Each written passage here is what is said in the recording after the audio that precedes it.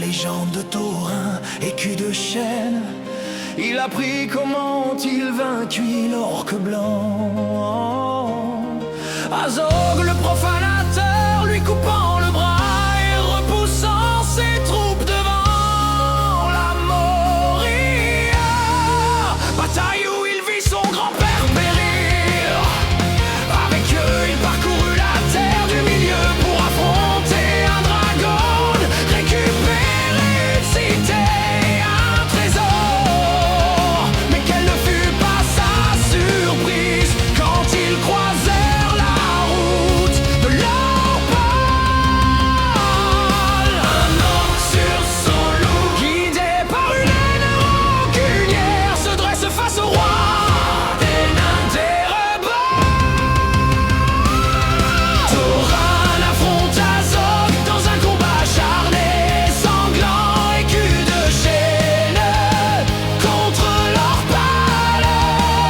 Dans toute la terre du milieu, on narre ce duel. Dans toute la terre du milieu, on connaîtra cette bataille. Thorin affronte Azog. La communauté de nains fut suivie, tracée de près par des orques et des wargs. Pas de répit, pas de repos. Ils passèrent les montagnes et dans la cave des gobelins, ils chantèrent et massacrèrent, se frayant un chemin à coups de hache. Mais ils ne furent pas plus à l'abri après, rattrapés par l'or blanc. Et alors que les flammes crépitaient et chantaient autour d'eux, l'écu de chêne se leva, prêt pour sa dernière danse. Sur son loup, guidé par une haine rancunière, se dresse face au roi des rebelles. Thorin affronte Azog dans un combat acharné, sanglant, écu de chêne, contre l'Orpale.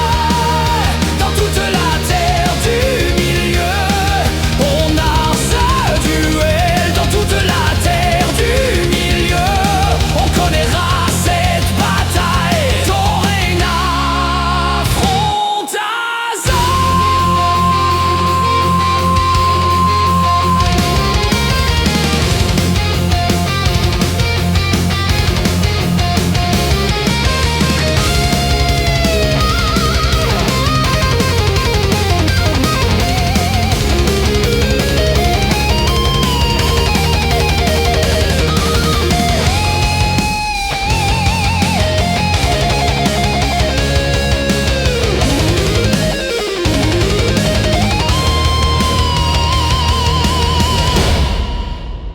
Mais ce fut pas le dernier combat. Sauvés par les aigles, ils arrivèrent à Erebor, oubliant presque leur ennemi, qui se rappela à eux en tuant deux d'entre eux. Et enfin Thorin se leva, et dans un ultime duel, oxy son ennemi.